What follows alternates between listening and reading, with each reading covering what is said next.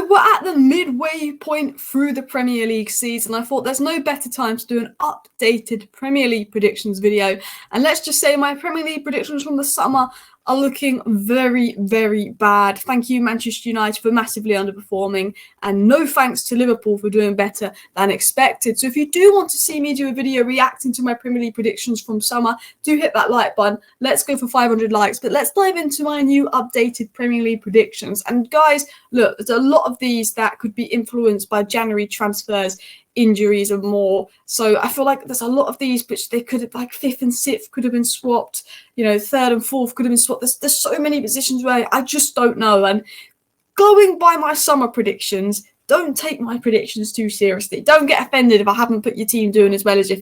Right, starting with number 20, and I feel like this should be the most self-explanatory one. But Sheffield United, they've lost 8-0, they've lost 5-0 multiple times. I think they lost 5-0 to like Burnley or someone who aren't very good. They didn't do enough in the summer. They're not Premier League quality. I know they've brought in some players in January, but let's be honest, they are the worst team in the league. They are 20th for a reason. So that's them rock bottom, followed by Burnley at 19th, who have looked a bit better recently. And I actually think that they play some good football from watching them in the Championship and what they're trying to do. But you just can't really do that in the Premier League against higher quality teams without being punished. I think Kompany's a good manager. I think maybe they'll adapt. But I just feel like there's a big gap between Burnley and Sheffield United and like the rest of the Premier League. So Burnley is staying in 19th for me. And then going into 18th, I've put Luton Town. I actually think Luton will be there right to the end. On the final day of the season, Luton will be, if they win, maybe they could stay up. I feel like they're going to be in the fight. I feel like Burnley and Sheffield United will be down with like 3 games to go. But Luton will be there right to the end because they've been very impressive at home. They've given the big teams tough games. They drew to Liverpool. They've actually been a lot more difficult to beat than I think a lot of people expected. And I think, they're playing some decent stuff. They've got some decent players. Ross Barkley's been good. Obviously, Ted Mengi, Man United fan, has been very good. But ultimately, I just think the difference in the Premier League and the Championship has been massive. And I think that's why all 3 promoted sides have struggled. But also the teams that went down bar one look like they're going to get promoted again as well. Obviously, Ipswich are up in that race. But I think that it will be the promoted sides going down. Going into 17th, and this is Brentford. And this is one which could really vary because Ivan Toney could return and that could change. And Brentford are that side that could finish anywhere between 17th and 10th. This could depend massively on Ivan Toney, who's coming back into Brentford. That we know their quality from last season. But ultimately, I do think that Brentford had overperformed the last 2 seasons. 1, because Thomas Frank's a good manager. 2, because they've got good systems and structure in place. But 3, because Ivan Toney's goal return was fantastic, which is probably why they're 17th now. And I've just got them in 17th because I don't know what's going to happen with Ivan Toney. I don't know what he's going to be like when he returns. But I think, to be honest, Brentford could finish 12th, and this one could be very, very wrong. Diving into 16th, Forest. This is a difficult one because I didn't think Steve Cooper should be sacked, and I wasn't sure about replacing him with Nuno. But Nuno has started really well, so I'm like, Forest could go on a run. They could get 13th, they could get 12th. Nuno could fall off the wagon. They could potentially even get relegated. It's so difficult to predict, but I think Nuno started well. I think they've got quality players to stay up. I think they've got players that are good enough to stay up. I think their team's good enough to stay up. Morgan Gibbs-White is a top player. We haven't seen the best of Sangare yet, and maybe signs like Sandari will get better because I think he's got a lot to show that we haven't seen yet. Langa's been very, very good. They've got some good young players. They've got a lot of good players at Forest, and they've definitely got the ability to stay up. Diving into 15th, Everton. I've got them in 15th, but actually technically they would be in 12th now if it wasn't for their points deduction. I think, again, Sean Dyche is a very decent manager. I think they will stay up. I know they've just lost 3 on the bounce, but Doucouré has been very good. Brampoy's been good, and Miko has really, really improved this season. They've got Garner, they've got Anana that have been solid as well. They've got good players, they've got a good manager. If they'd be 12th now without the points deduction, I think they can finish 15th. Now, Crystal Palace was a difficult one because I think they could finish anywhere between like 17th and 11th. That's what Palace do. I think these, because there's not going to be much between Palace, Forest, Everton, Brentford points-wise. There could be 3 points between all these sides from 17th to like 12th. That's the crazy thing. But I think Palace have the quality to get over the line, but it depends if those players stay fit. If they can keep Elise, Eze and Gay fit, they'll be in a good position. They're very good defensively. Mitchell was quickly back to his best. He's been fantastic. Very good defensively. Going forward is where they lack a little bit. In terms of style of play, they aren't the best. Elise's out again, but he's a massive player for them. I think Palace always seem to finish around that 14th, 13th, 12th spot. They always seem to find a way. So I've pipped them to finish there. Again, going into 13th, Fulham, which, to be honest, I think part of me thought, shall I put Fulham 16th or 17th? Is it a blip, the back-to-back 5-0 wins? But they've given all the top teams a difficult game, beaten Arsenal, gave Liverpool a tough game where they had to score 4 worldies. They've given everyone a difficult game. I think Palhinha, Robertson are having good seasons. They've been hit and miss, but they've actually had quite a few injuries, and I think they've managed it well, and they play some good stuff at times. So I've got Fulham there in 13th. Going into 12th is Bournemouth, and the reason they're so high is because of their recent purple patch, where they've basically been the informed team, like over the last 10 games. Beating Man United 3-0 was horrifying. But they've looked really good recently. I think if I'd have done this 2 months ago, I could have put them like 17th, potentially going down. So are they in a purple patch? Is this going to continue? They've looked really good the last 2 months. Obviously, new manager coming in. It was going to take time to click. Solanke's scoring, but they're playing good football. Absolutely tearing Manchester United apart when they beat us 3-0. They could have won that game 4-0, 5-0. They've got a very good squad. So I've put them in 12th, and in 11th, I put Wolves in. I think if you take out VAR, Wolves could be in 6th or 7th. So Wolves could finish a lot higher than where I've put them in 11th here. I think Gary O'Neill, what a job he's doing. I thought he did a really good job at Bournemouth, and I think the job he's done at Wolves is fantastic. Lopetegui's a good manager, and everyone thought, I don't know what they're going to do. They lost Nunez, they lost Neves, but he is getting the best out of his players. Hwang has been fantastic. Cunha's looking a lot better. If Neto is fit, he's a baller. Kilman, Dawson, Nori, Lamina, they've got a lot of players that are playing some good stuff. And actually, a lot of people talk about Wolves, they talk about the Nunez's, the Neveses, but the Kilmans are good. Dawson's having a good season, Neto's are good. And I think Wolves will, predicted to come 20th, will now easily finish mid-table. And this is one that's going to upset people because they're currently in 7th, but I put West Ham in 10th. Now, West Ham could easily finish above United and Chelsea. They could easily, because they've probably looked better than us. But unlike Chelsea, Newcastle, Man United, they're going to be in Europe. They're going to have more games. They're going to tire. And West Ham have been pretty much the luckiest team in the league with injuries, whereas Chelsea, Man United, and Newcastle have been some of the unluckiest. I think Newcastle are first, United second, Brighton are third, and Chelsea are fourth for most injuries, whereas West Ham are literally the luckiest side in terms of injuries this season. That maybe with West Ham playing more games and the injury luck could be switching, I've actually got West Ham to go back into 10th, which is still a good season, to be honest. And I just think they're going to go far in Europe. But they've got Kudus, they've got Bowen, they've got Paquetá, they've got that through. They've got James Ward-Prowse. They could easily finish 8th, 9th, 6th, 7th, but I'll put them in 10th. But they could easily finish above Chelsea. Going into 9th, I've got Chelsea. Now, this one could be really hit and miss because part of me thinks I've seen spells at Chelsea where they've looked good, they've played good stuff, and I see potential and Cuckoo coming back in.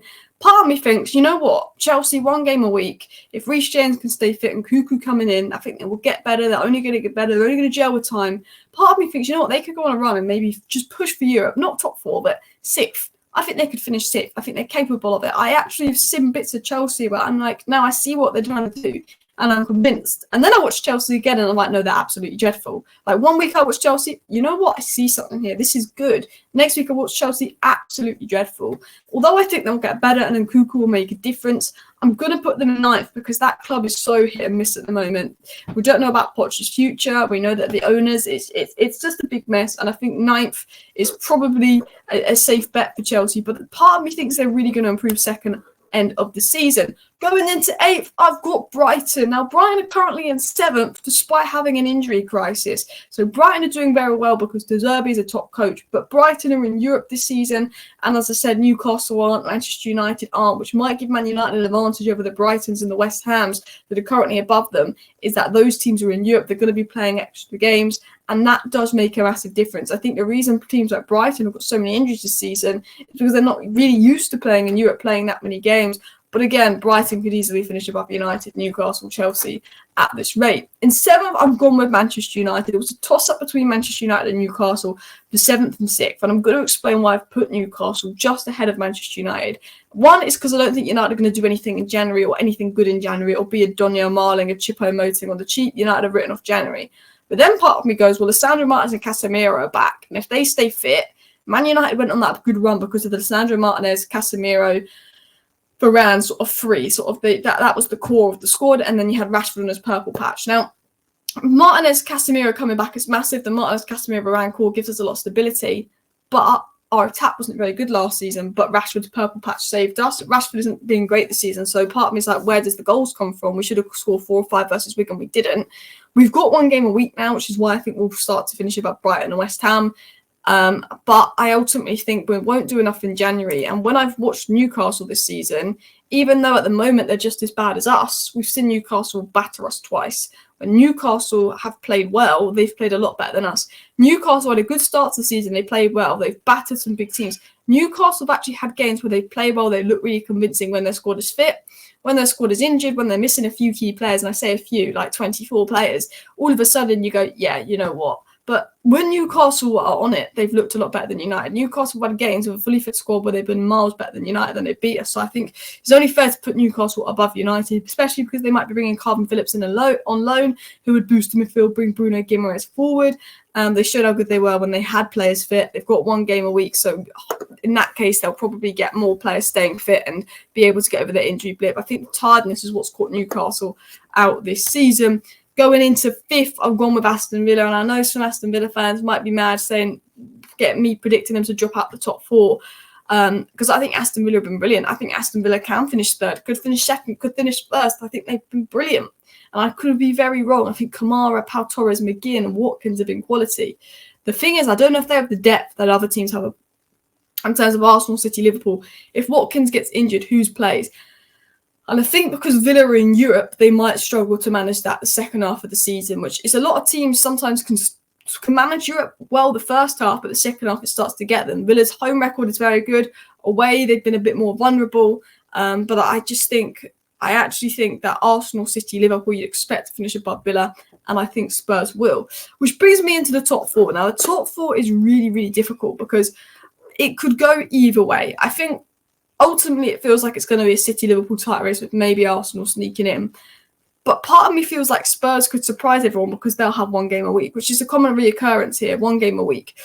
And I've gone with Arsenal in 4th, but Arsenal could win it. Arsenal could finish 2nd. Arsenal could finish 3rd. The reason I've gone with Arsenal in 4th is because I need to assess how they do these next 3 or 4 games to make my mind up if they're going to be in a title charge or if they dropped out mentally. Because with Arsenal, I think it's a mental thing. Liverpool mentally are better than Arsenal. Liverpool have the bottle. That's the word it is. Liverpool know how to win. Klopp knows how to win. When it matters, Liverpool grind out that win. Even if they don't play well, they grind out the win. The amount of comebacks they've had. Whereas Arsenal, once things aren't going their way, they seem to crumble. Liverpool seem to boom. City seem to boom. Sometimes I think, do Arsenal have the bottle when it really matters, when the pressure's on?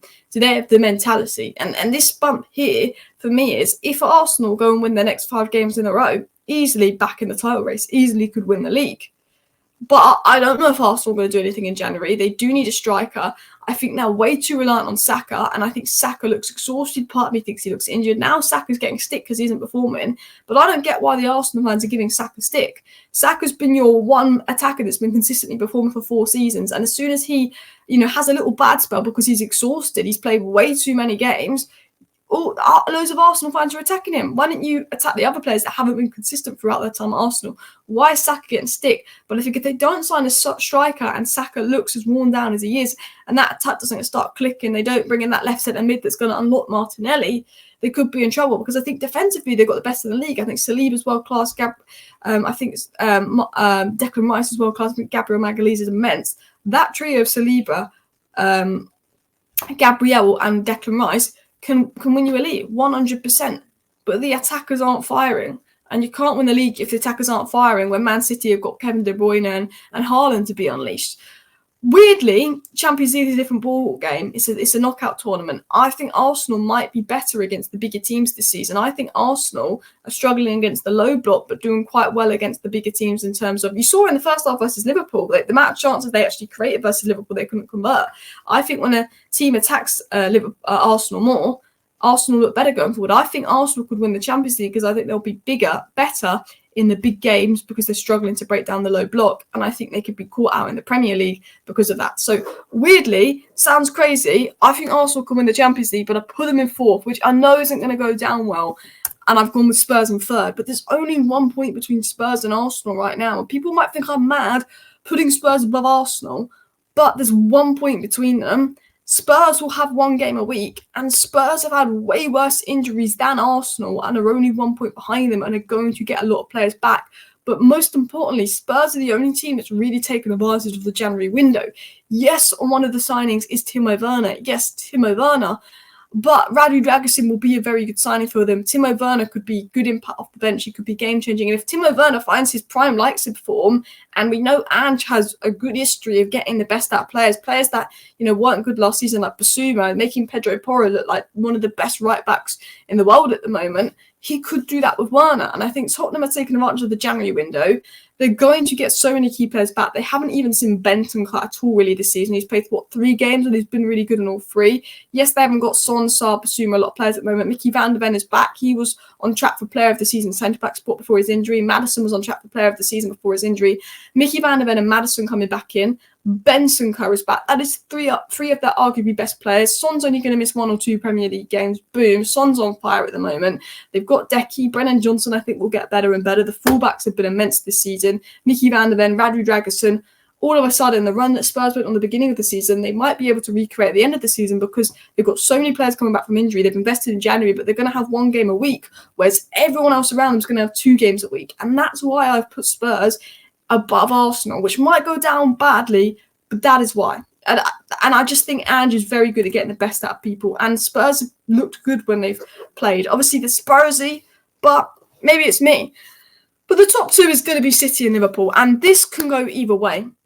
Because right now, Liverpool are deservedly top of the league. They've been the best team. And Klopp is just very good at winning. Liverpool are very good at winning. But then at the same time, Kevin De Bruyne was coming back. City are getting a full squad. How many times have Arsenal been top of the league and Liverpool been top of the league in the last 5 years? And then City have gone on like a 20-game winning run and won the league. Even if City have 5 points to catch at the halfway point and people start saying, I don't think City have been as good this season. City turned it on the second half of last season. Arsenal were top for so long. City turned it on, won the treble. There was a season when Man United were top of the league in like January and City were like 6th at Christmas. And City won the league because they just turned it on and they went 20 games unbeaten. Seasons where Liverpool had got like over 90 points and they thought they were going to win it, but City just won every single game. How many times with City, first half they've been good, but second half when they need to win 17 games in a row, they've won 17 games in a row. And that is why Liverpool are above now and deservedly above.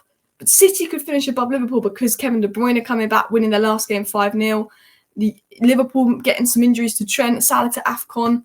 It's difficult, but I've gone with City in second. And the reason I've gone with City in second and Liverpool to win, which I'm going to explain, is no one's ever won 4 in a row, which sounds ridiculous and sounds silly, but it's just not been done before. It just sounds silly. I know that's like a really bad excuse. Then they've never replaced Gundo. Nunes hasn't stepped up. Kovacic has been crap, and Gundogan was a game changer for them. They are very reliant on Rodri. If something happens to Rodri, but at the same time, they've got Kevin De Bruyne coming in. Foden is becoming the player that Foden was hyped up to be, that we've only seen hit and miss. He's starting to do that consistently. Manchester City know what to do when it counts. When the pressure's on, when it gets big, when it gets to that you must win every game scenario, City do that better than any other team in the world. Liverpool are very good at winning games, finding a way to win games. But City are like the masters of going on that game run. So it's so difficult to know because Kevin De Bruyne are coming in, City are capable of going on a run. But I have got Liverpool to just beat City. 1, because they're currently above them now. And 2, I think, well, if it wasn't for that VAR mistake in the Spurs game, Liverpool would be unbeaten. Absolutely unbeaten. You look at the depth in Liverpool's midfield and even attack.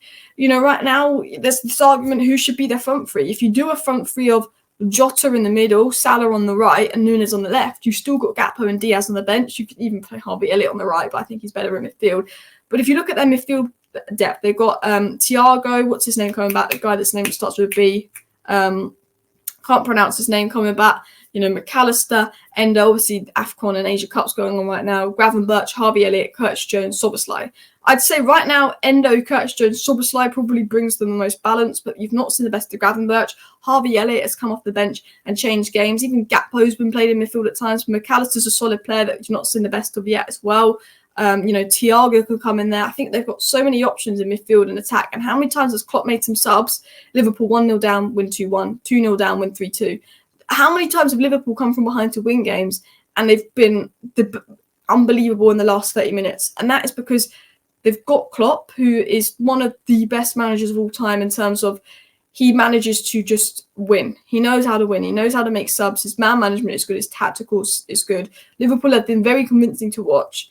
And part of me thinks they keep winning. They keep finding ways to win. They technically, if it wasn't for VR, wouldn't have lost this season. Van Dijk is back to his best. Salah is Salah. Alisson is Alisson. They've got 3 world-class players. They've won it before. Part of me thinks, unfortunately, as much as I hate to say this, Liverpool could win it. And also, they're not in the Champions League. They're in the Europa League, and less focus goes in the Europa League than Champions League. So they've got less of that distraction. But also, I think the players have got that belief. The players have got that belief because even if they're 2-0 down with 10 minutes to go, they'll score 2-3 goals. That's what they'll do. Not many teams do that. They have that belief. How many times Trent scored screamers in the last minutes of matches. They've got that belief to turn it around. And sometimes when you've got that belief in that fight, you can win. So I've got Liverpool to win the league, but it could go either way. Let me know your thoughts down below. Smash a like, smash a subscribe. Thank you for watching. Bye.